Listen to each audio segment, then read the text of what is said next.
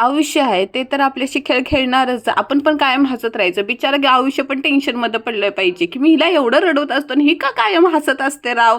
अहो खरं सांगू, संसार म्हणल्यावर चढ उतार आले. आपलं सगळेजण टेन्शनमध्ये असतात, म्हणून का सगळ्यांना टेन्शन सांगत बसायचं नाही. थोडंसं वर्षातनं एकदा का होईना, वर्षातून एकच दिवस का होईना, तो तरी आपल्यासाठी काढला पाहिजे ना. खेळ जास्त कुठं लांब नाही, पैसा नाही खर्च करायचा, पण आजूबाजूचं वातावरण आहे ते तर एन्जॉयमध्ये जगलं पाहिजे ना. म्हणजे कधी आयुष्य निघून जाईल, कधी म्हातारपण येईल. पणामध्ये काय आपण काय फुटाणे चणे खात बसणार आहे का? फुटणार आहेत का? तसेच आपटा सुद्धा आहे ना. म्हातारपणात पैसे आल्यानंतर आपण कुठे फिरायला जाणार आहे का? ते तर डॉक्टरवरच महाग होतील ना.